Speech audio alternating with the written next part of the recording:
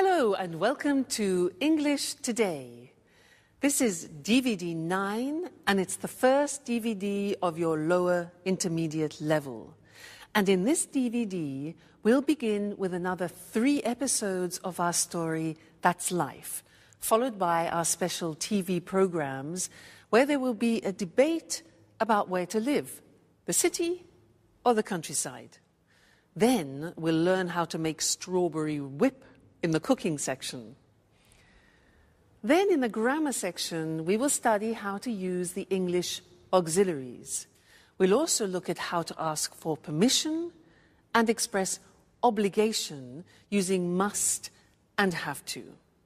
You'll also learn some important phrases for talking on the telephone, okay? So, happy viewing. What horrible weather. I hate it when it rains. So what are we going to do today? It's a perfect day for tidying up. I enjoy putting the house in order when the weather is bad. By the way, look at the mess. We don't often get a chance to clean up together. You're joking, right? I hate cleaning the house. Don't you have any better ideas, Anne? Just a little bit of tidying up. Anyway, it was just an idea. And not a bad idea at that, in my opinion. Sorry, that idea is bad. What else do you suggest? Personally, I enjoy doing something more exciting than vacuuming and doing the dusting.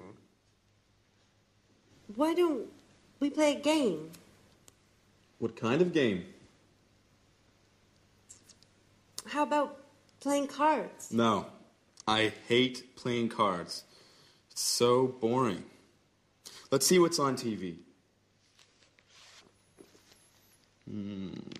Cartoons, soap operas, political talk shows. There's nothing interesting on. Shall we go for a walk? I like walking in the rain. Why don't we take a walk to the new bakery in Piccadilly? What do you say? Are you crazy? It's raining out. Well, you know what the traffic's like when it rains. I certainly don't want to get stuck in a traffic jam on a Sunday. That happens every day when I drive to work and when I drive back home. Okay. Okay. So, what shall we do? If you want, I can read your fortunes using the tarot cards. Aren't you interested in what the future holds? That's your favorite hobby. No thanks, Alice. Let's not think about the future. I prefer the future to remain a mystery. Well, I prefer to be prepared if something is going to happen. I don't like surprises. So, sit here. I'll tell you who you are and what your future holds. You know what I like to do on days like this? Nothing. Totally relaxing, doing nothing. I agree with you, Jack. Total relaxation. Now that's a great idea. And maybe eating something nice and tasty. Huh, Anne? Why don't you prepare us one of your lovely lunches? No way, guys. You don't want to go out. You hate cleaning the house. You don't like playing games. So, in other words, you want to do nothing while I have to cook. And do you know what I say? I also enjoy doing nothing. That's what I'm going to do. Watch out, couch. Here I come.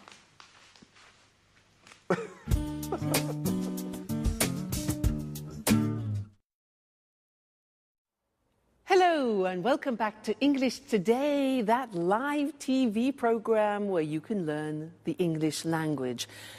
And in this lesson, I want to do some revision on the things that people don't like about the English language, the auxiliaries. Now, the exercise is simple. We're going to look at some of the auxiliaries that we've learned up to now. What are they? Well, we have learned am, is, are,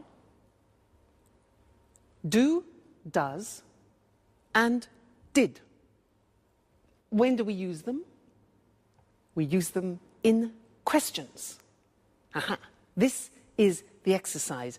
I have here some sentences in the positive form, and I want you to make questions using these auxiliaries. Okay? So, I'll give you an example. I say, he likes wine. You start the question with what? What? He likes wine. Now, this is the simple present tense. So, which of those auxiliaries do we need? Am, is, are, do, does, or did? Simple present tense. Exactly, we need do or does. Now, I said he likes wine. Third person. So which one? Does. Exactly, good. So the question is, what does he like? Get the idea? Great, let's continue. Number 2. I play tennis. I play tennis. What sport? All right. Do I play? Very good. I play, simple present tense.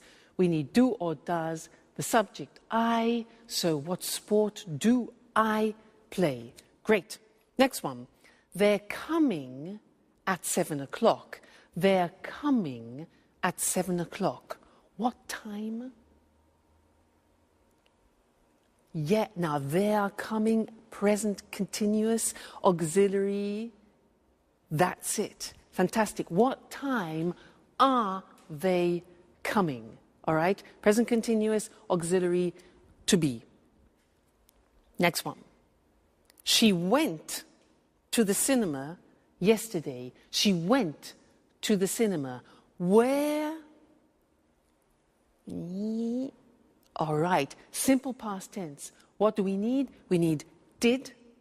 So where did she go? Excellent. Very good. You see? Getting better. Next one. We had an ice cream after dinner. We had an ice cream after dinner. What had we? Simple past. Did. That's it. What did we have? Remember, the verb have always takes an auxiliary. So what did we have? Great. Next one. She's painting the front door. She's painting the front door. Which tense? Present continuous. So what, third person, is she painting? Very good. Next one. I was at home on Saturday. This is difficult. I was at home. Remember that the verb to be is an exception. I was is the past tense of the verb to be, and it doesn't take an auxiliary. So we don't need an auxiliary. The question is, where were you? That's difficult. Where were you? The verb to be, no auxiliary. Okay? They work in Paris. What's the tense? Simple present. Good. Where do they work? Excellent. And the last one, I'm living in Florence. I'm living in Florence. Where are you living? Fantastic. You're getting better all the time. You see, it's just a question of practice. So now let's look at the screen and see those written just to remind you once more, okay? So He likes wine. What does he like? I play tennis. What sport do you play? They're coming at 7. What time are they coming? Present continuous. She went to the cinema yesterday. Where did she go? Simple past. We had an ice cream after dinner. What did we have? Simple past after dinner. Remember, have, you need the auxiliaries. She's painting the front door. Present continuous. What is she painting? Okay, so that's it. Keep practicing with your auxiliaries. They will be easier and easier. Now let's go back to our friends, where Alice is reading Sharon's tarot cards. Let's see what comes up. See you later. Bye.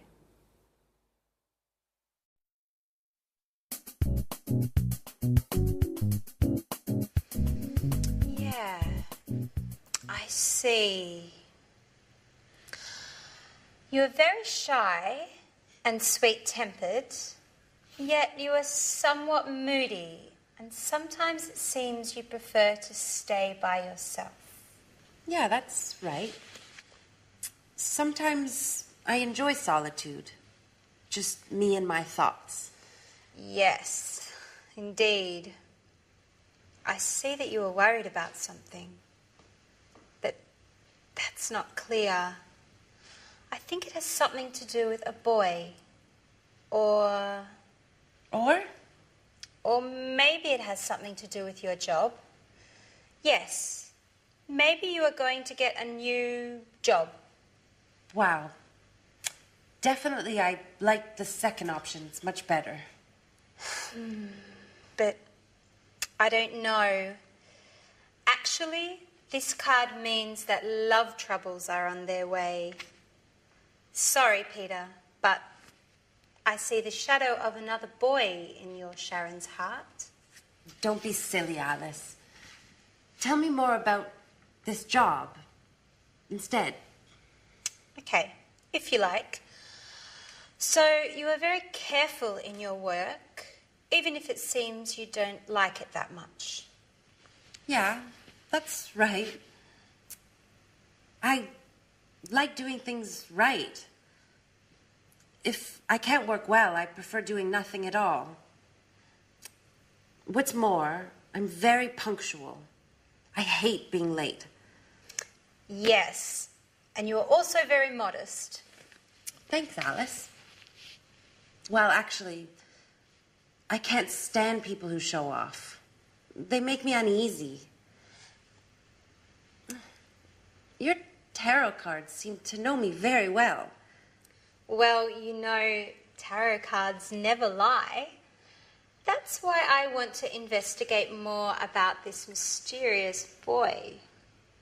Come on, darling, they're not always right, are they? Yes, they are. I swear it. They always tell the truth. Oh, come on, girls. Stop it. How can you spend the whole afternoon talking nonsense? Why don't we do something more interesting? Why don't we all stop doing nothing and go out? Look, it has just stopped raining. How about strolling in the park? Yeah, that's a great idea. Let's go.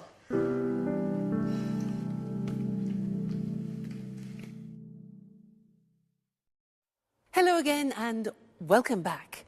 I want to continue doing some work on auxiliaries.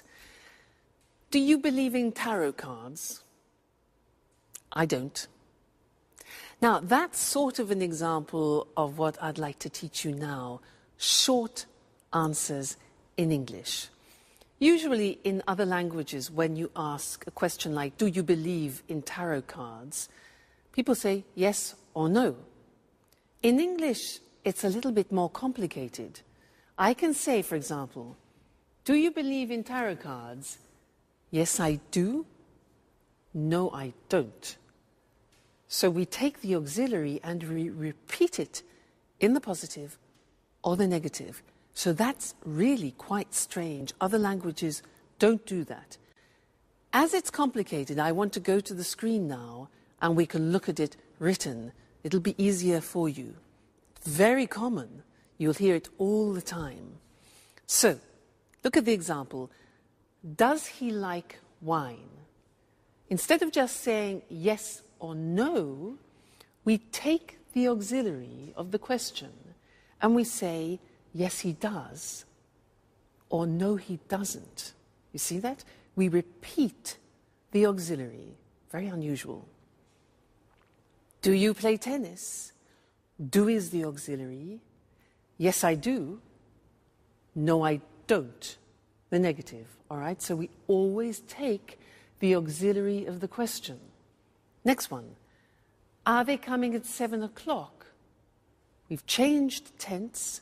It's the present continuous, the auxiliary to be. So, yes, they are, or no, they aren't. Are they coming at 7 o'clock? Yes, they are. No, they aren't. Next. Did she go to the cinema yesterday? Did, simple past. Repeat. Yes, she did. No, she didn't. Okay? Next one. Did you have an ice cream after dinner? Yes, we did. No, we didn't. Is she painting the front door? Is. Yes, she is. No, she isn't. Were you at home on Saturday? Now listen to this. Yes, I was. You take the verb to be and you put it in the correct form. So were you? Yes, I was. No, I wasn't. Okay? Is she in the bathroom? Is. Yes, she is. No, she isn't. Do they work in Paris? Yes, they do. No, they don't. Are you living in Florence? Yes, I am. Verb to be, are you? Yes, I am. No, I'm not. So you see, it's really quite unusual, isn't it? And it's not easy. It's not a spontaneous thing. You have to practice. So, do you understand?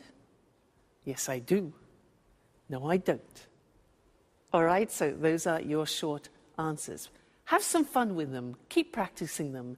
And I'll see you in our next lesson. Okay, bye.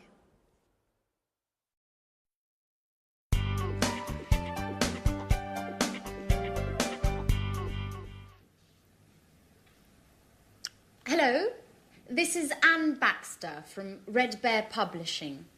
I'm looking for accommodation for an American writer and his agent. They're coming to London in 2 weeks' time. Could you tell me a little bit about your hotel, please? Our clients are used to the very best. Mm-hmm. Mm-hmm.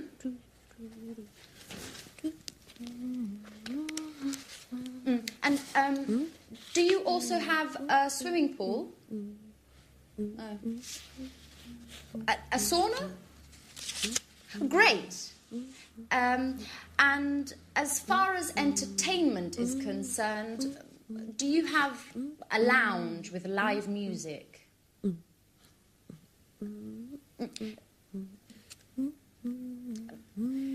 Could you hold a moment, please? Sharon, stop humming, please.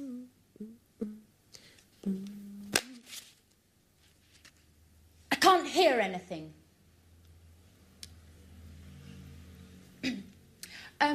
Okay, well, thank you very much for your help. I'll let you know as soon as possible. Right. Goodbye.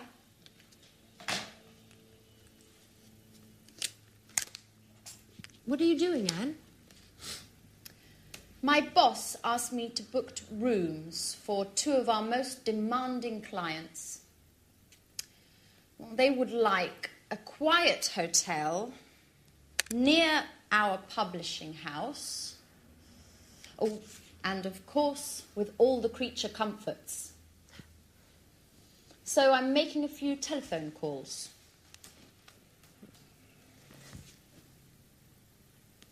And listen to this song for a moment. It's Ray Charles's last recording. It's fantastic. I've got a lot to do, Sharon.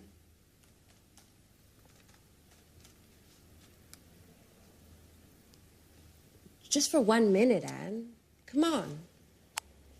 I'm afraid I can't now. But just why don't you go over to Alice's? She's having a shower. You know, when Alice gets in the bathroom, she takes at least 2 hours. Well, do whatever you want. Just, please, get out of this room. Anne, what's the matter today? Why are you treating me so badly? That's enough, Sharon. I know everything about it. Everything about what? That you've got a lover. A lover? Are you going crazy, Anne? Oh, don't try and pretend with me, Sharon. And I call you a friend. But it's the truth. Uh-huh. And who is my romantic lover, by the way? You know. I'm talking about Jack. Jack? What are you talking about? The photograph. The one where you and Jack are kissing. It's not what you think, Anne. Uh-huh. So you tell me. You know, a picture says more than 1,000 words. That photo is from 3 years ago. We were engaged. Or what? But you and Jack were engaged. I know. I wanted to avoid stupid gossip. And also because of Peter. So now you're telling me that... Well, I can't believe it. I know. I didn't want to hurt your feelings. See, now you're angry with me. That's why. Well, you're right, Sharon. I am mad at you. And now I look like a fool. I'm sorry, Anne, really. No, my hair! What's going on? My God, It's Alice. no. Come on, let's go see what's happening. Guys, quickly! Help! My hair! Hello again and welcome back to English Today. Did you see that last episode of That's Life? Poor Anne. Well, sometimes the truth is difficult to hear, isn't it? Yeah. Oh, sorry. Sorry, I forgot to turn my phone off. This live television program. Just one moment. Hello? This is Louise speaking. Pablo, I'm afraid he's not here at the moment. Yes. Well, just one moment. I'll try and find out. Okay. Put it on hold.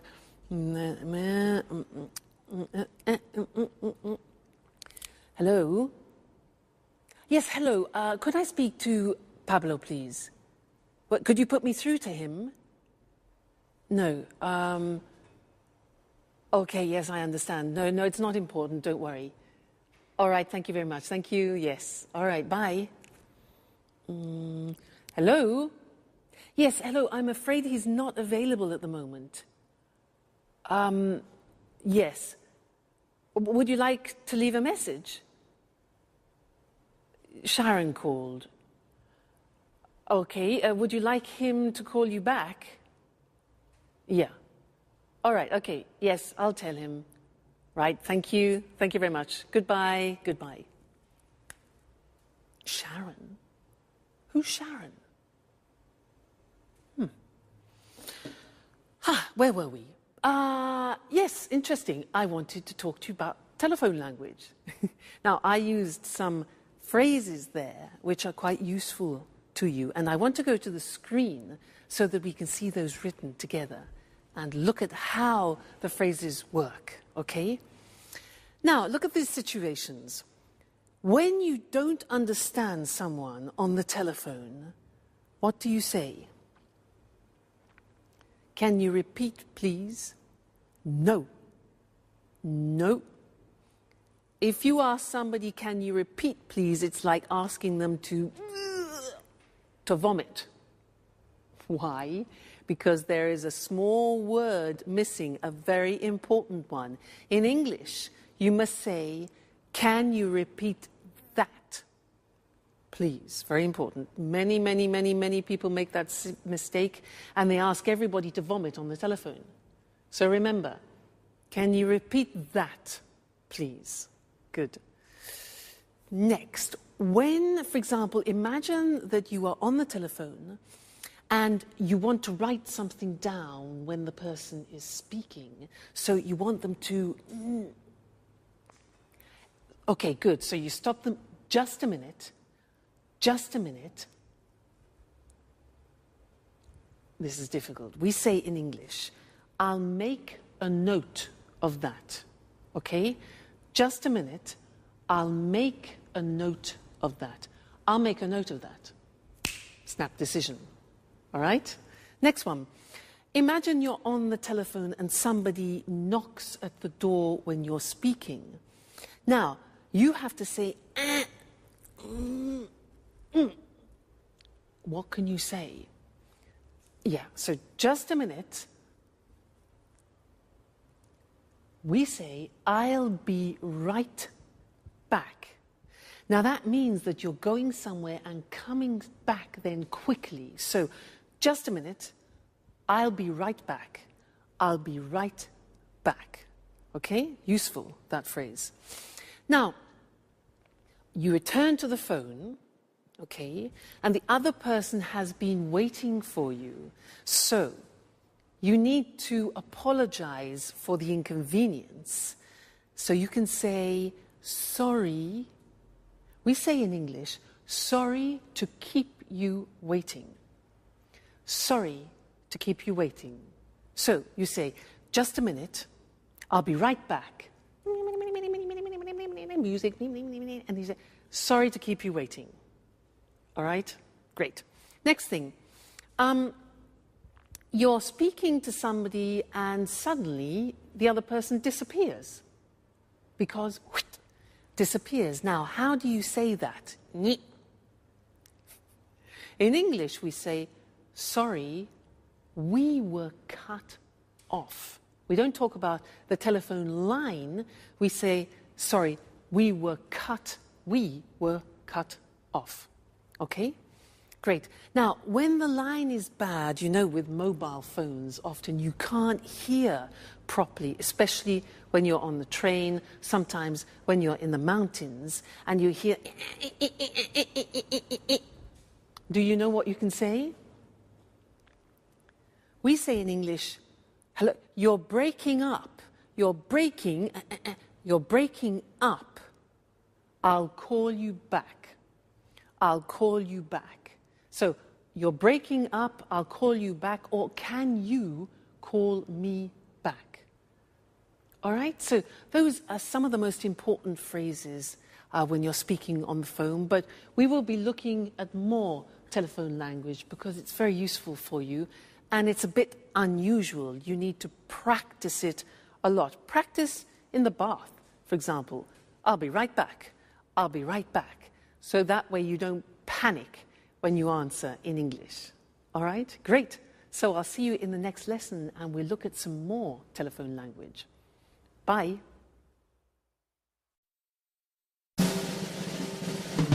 What's happening? Alice, why are you screaming? My hair! Look!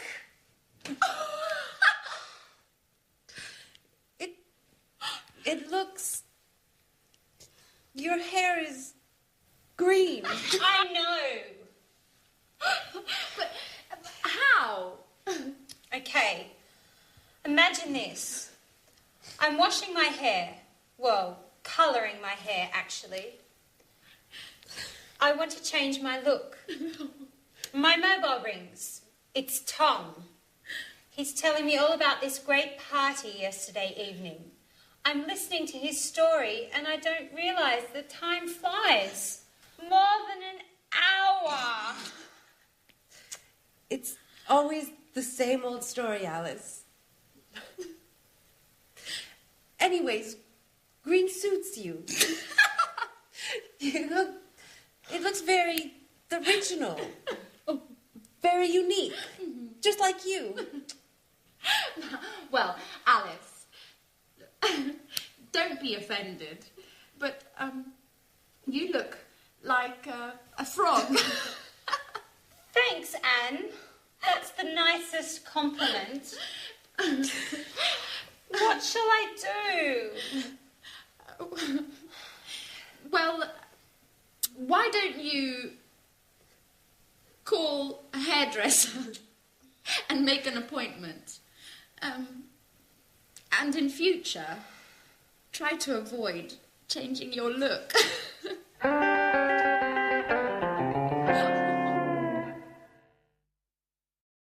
Hello again and welcome back to your live TV program where you learn English. And in this lesson, I want to go back to look at some more telephone English because it's really not that simple. We have special phrases that we use when we speak on the telephone in English. So to help us, let's go and look at those on the language screen, okay? Now the first thing is when you introduce yourself on the telephone, we don't say, I am Louise. We say this. We say, this is Louise, or this is Mr. Smith. Now that's really quite unusual and different to other languages. So, hello, this is Mr. Smith. Or we can say, hello, Tom speaking. Tom speaking, Louise speaking. Okay, so don't say, hello, I'm Louise. We only use that when you do, for example, a sales presentation on the telephone. All right? Good. Then, asking who the other person is, you can say, hello, is that Mr. Jackson? Is that Mr. Jackson? So it's like, this is that Mr. Jackson? Hello, is that Peter speaking? And not, hello, are you Peter? Okay, is that? Good. Now, you want to ask to speak to another person. So what can you say? Well, you can say, hello, I'd like to speak to John, please. I'd like to speak to John. Or you can ask the questions, can I speak? Could I speak? May I speak to the managing director? Now, remember, may is very polite, could is neutral, and can is more informal. All right? Then we could also say, good morning, could you please put me through to Mr. Smith? Now, put me through to, which is difficult to say, put me through to, is like saying in American English, could you connect me to? All right? So that's connecting people. Now, when you connect a person, you can say, just a moment, I'll put you through to him. I'll put you through to him. You need to practice that a lot. I'll put you through to him. Or, yes, Mr. Smith is in. I'm trying to connect you now. Connect is the other word. And you can say, hold on, just a moment, please. That's to ask people to wait, okay? Good. Then leaving a message, you could say, you could ask, could you take a message, please? Could you take a message? Or can I leave a message? Then you could say, could you ask him or her to call me back? Could you ask him to call me back? All right? Then the last thing is taking a message. You can ask, can I take a message? Can I take a message? Or would you like to leave a message? All right? So there are some more fundamental and essential English language phrases that you use on the telephone, and I think you'll find them very useful. So experiment, and I'll see you again very soon. Bye.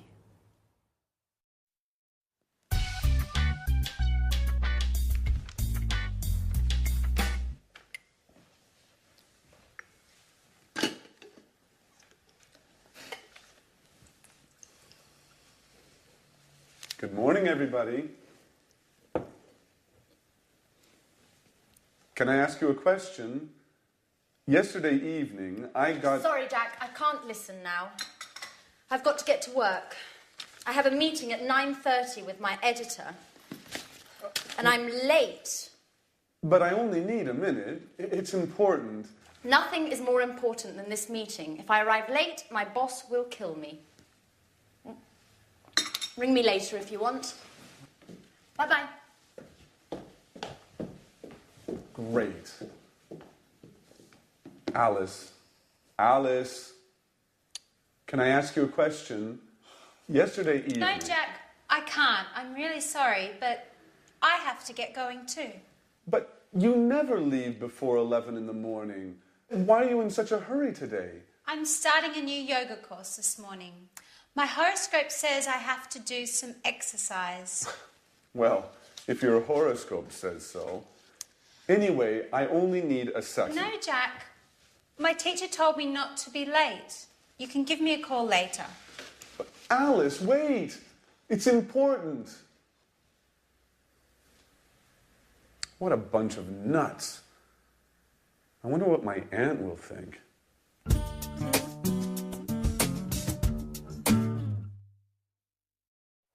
Hi again. Did you hear what Jack said? He said, what a bunch of nuts. Do you know that expression in English?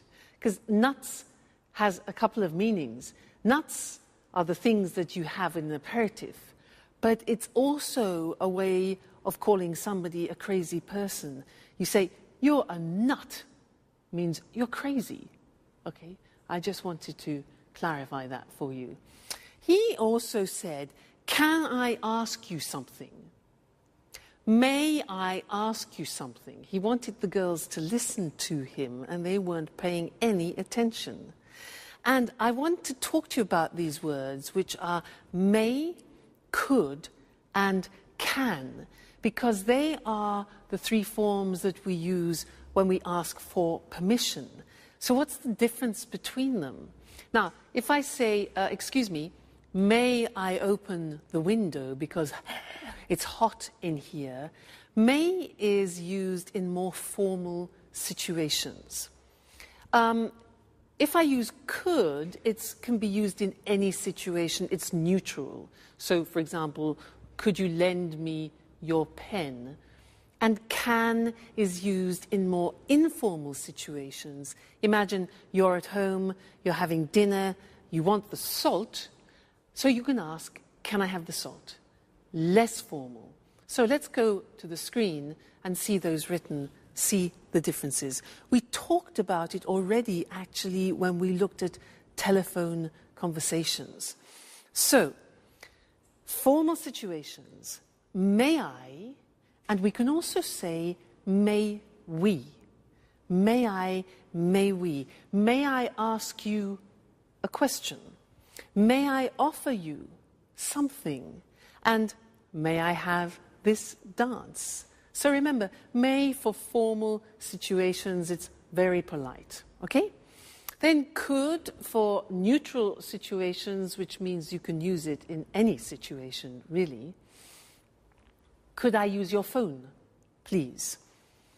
Could I change the appointment?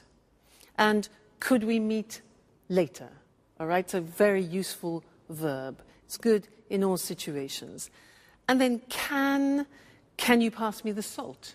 Please, more informal with your friends, your family, people you know well. Can I have some wine, please? And can I borrow the car tonight? So those are the examples, all right? May, could, and can. So remember, depending on who you are talking to, make that choice. May, could, or can. Let's go back to That's Life. The girls are exhausted and Jack has a surprise for them. Let's see what it is. Bye.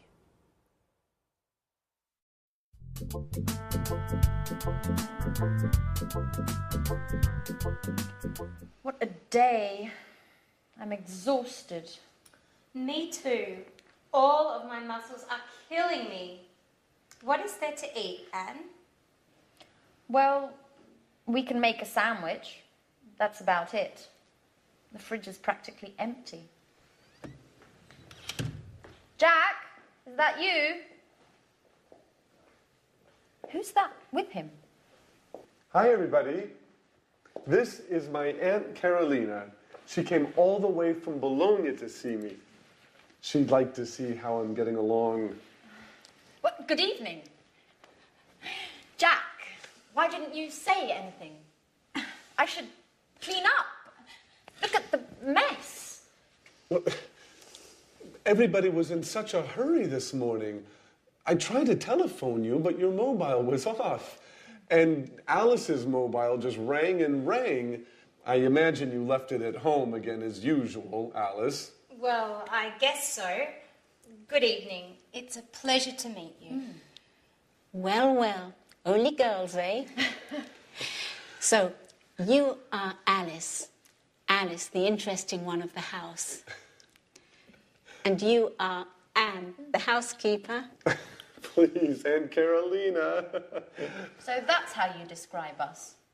Come on. Aunt Carolina is only joking, right? And this is the wonderful house. Well, yes. But it's usually tidy. It's still very charming. Thank you. May I offer you something? Would you like to have a glass of wine, maybe? Yes, thank you, I would. Alice, could you get a bottle of wine, please? There isn't any wine. And there isn't any wine. There isn't any beer. We have to do the shopping. Oh, well, I'm terribly sorry. It's not usually like this, but today was very busy. Do you know what? Let's go out for dinner. Oh. What do you say, Aunt Carolina? That sounds good to me. Excuse me, do you go out dressed like that? Maybe you should get cleaned up a bit? Yeah, you're absolutely right. Let's get ready to go out on the town. May I ask you a question, Jack? Of course, Aunt Carolina. Shoot. Do you really think it's such a good idea to live together with all these women?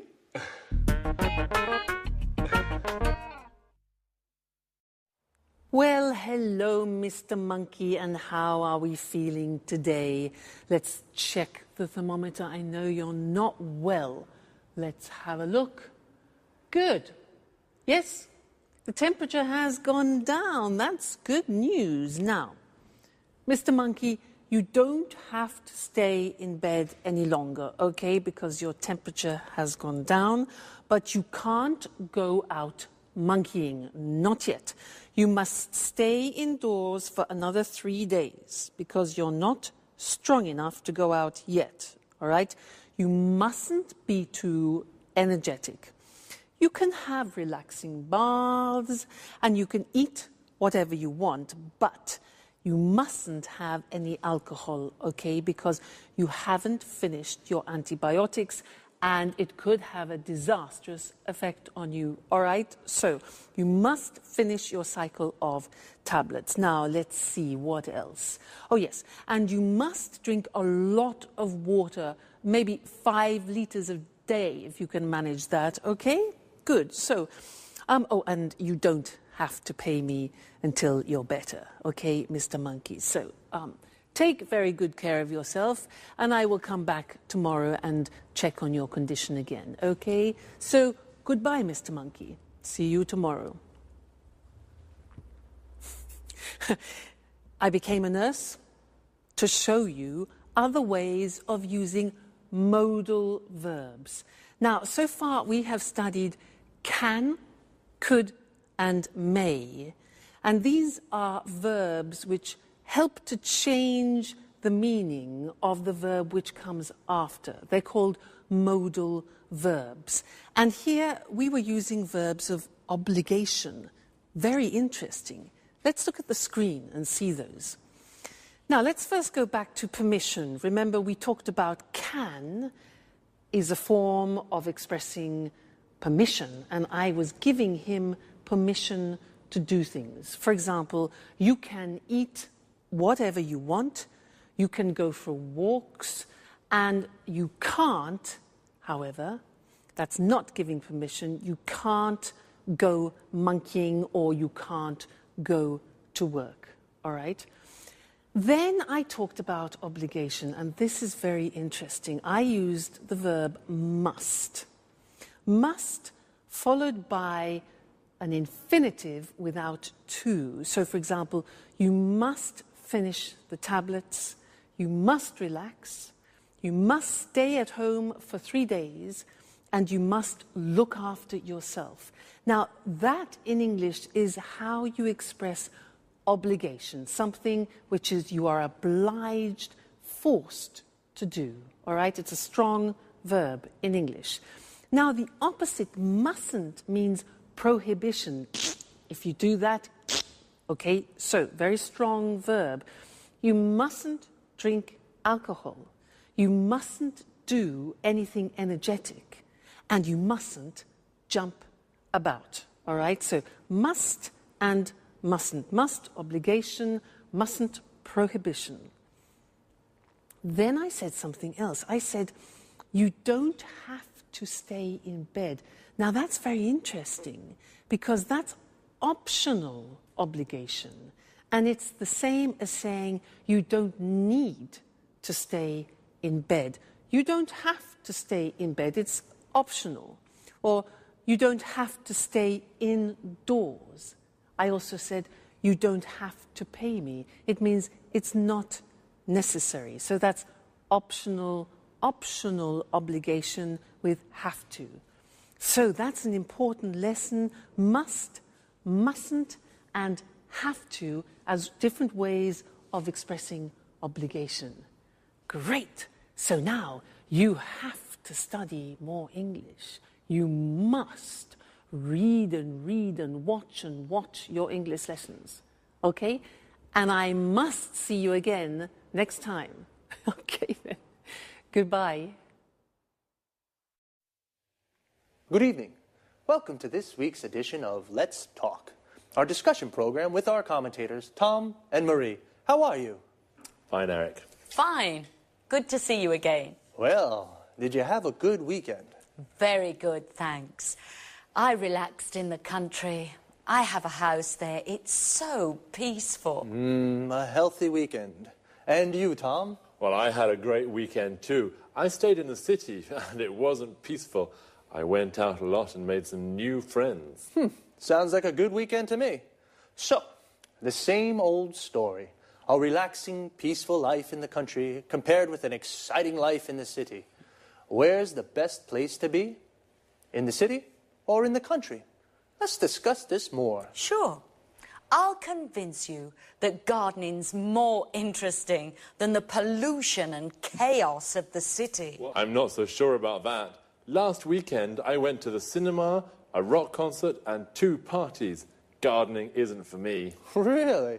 Your weekend certainly wasn't relaxing. Don't you feel tired? Well, maybe a little, yes, but I love city life. The city offers so many things. It's fantastic. I don't agree with you. Life in the city is too stressful. You rush around all day long. And then there's the traffic and finding a parking space. Walking in the woods is far better than being stuck in traffic jams. I'm really thinking of moving to the country. Well, I don't think I could ever live in the country. I'd die of boredom. It would be a problem for my work, too. You're wrong, Tom. You can work from home. A friend of mine does this.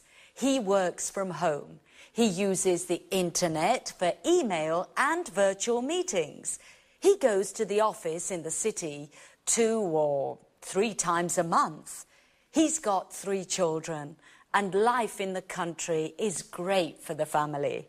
And he loves gardening too. And gardening is difficult in a city, isn't it? Sure, but country life is so isolating. You don't meet new people. Well, okay, the city is more polluted, more stressful, but country life is so boring.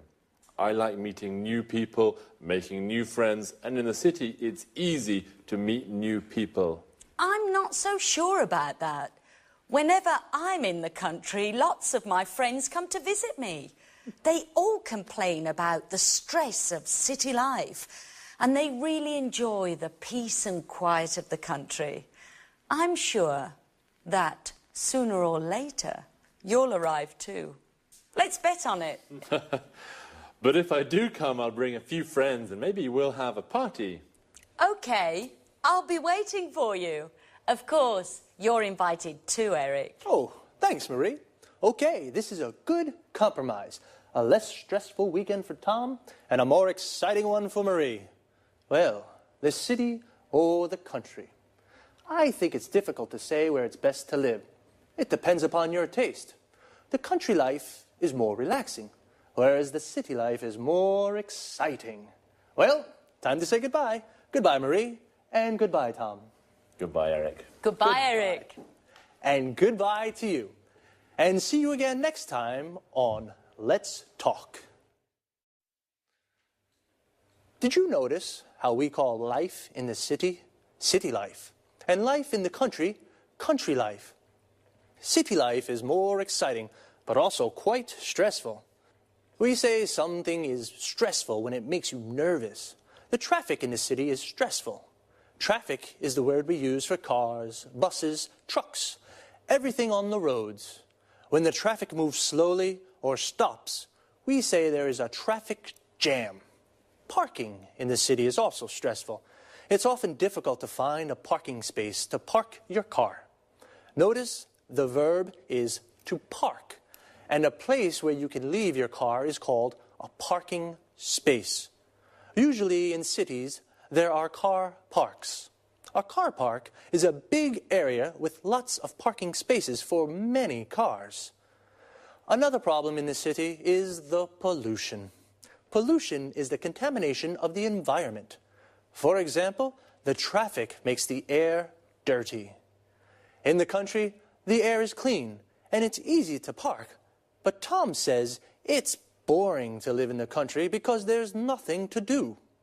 Boring means that it's not interesting. Marie says it's relaxing to live in the country. Relaxing means it makes you feel relaxed. Notice that often the adjectives we use to describe things, places, or people end with ing. The city is exciting. The country is relaxing, but boring. Adjectives that describe how a person feels often end with ed, ed. Tom is bored. In the country, Marie is relaxed. In the country, and stressed. In the city. Marie said that the city, you rush around all day. Rush around means to go everywhere and do everything very quickly. But in the country, you can go for walks in the woods and do the gardening. A wood is an area with lots of trees. The gardening is the work you do in your garden, like watering the plants or cutting the grass. Well, see you. Welcome to Cooking Today. Today I'd like to introduce you to a very special guest, Lisa French. She's the popular author of the bestseller, A PhD in Homemaking. Lisa, thank you so much for inviting us into your home. It's my pleasure. If you're wondering what to make for lunch, if you have to prepare a last-minute dinner, then Lisa's the person to ask for help. Listen, Lisa, I'm having a dinner on Saturday. Could you give me a tip on a quick and tasty dessert? Of course. You can prepare an easy-to-make dish with fresh strawberries. The strawberry season only lasts a few weeks, so it's worthwhile making the best of in-season berries. And it can be made in a jiffy. Oh, strawberries. I absolutely go mad about strawberries. So let's get started. Just the idea of strawberries makes my mouth water. First, wash, drain, and hull strawberries for 4 servings. Then, mash them to a pulp. All of them? No, you have to put aside some good ones for decoration. Okay, then what? Next, whip about half a pint of cream. Then whisk 2 egg whites stiffly and fold into the cream.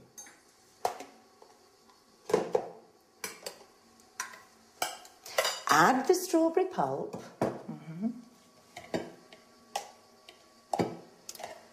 and stir in 2 tablespoons of caster sugar. Does it need cooking? No, all you need to do is pour the mixture into individual goblets. Is that all? Don't forget to decorate each one with a bit of whipped cream and the whole strawberries you put aside. Now your dessert's ready to serve. Oh, it looks delicious. Let me have a taste right now. Yummy. This is sensational.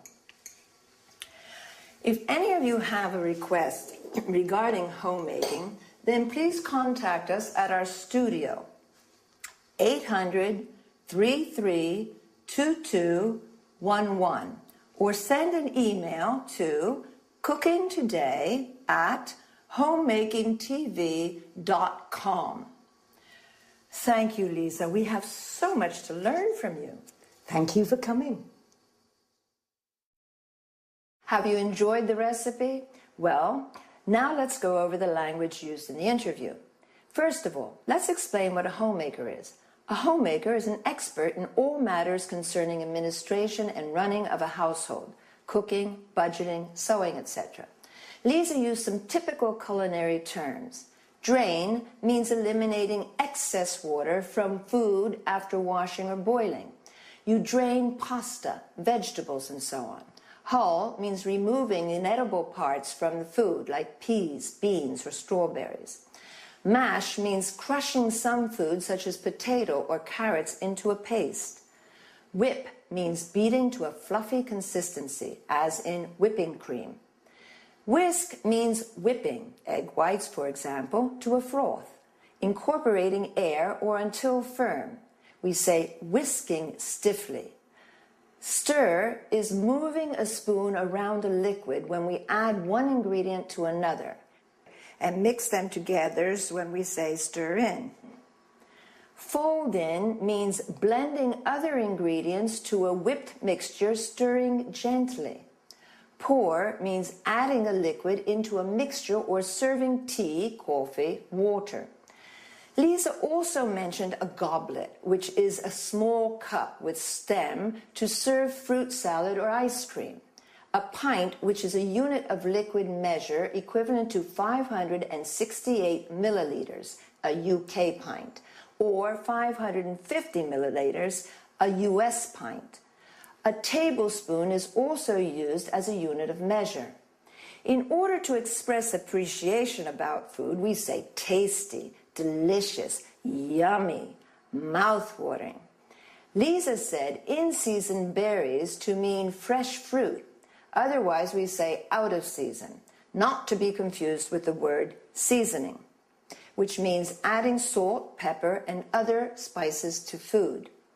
A berry is a small fruit, such as a strawberry, blackberry, raspberry, blueberry. Another useful term is serving. You can also say helping. It refers to individual portions of food. Well, I hope you've had a good time, and I'll see you next time.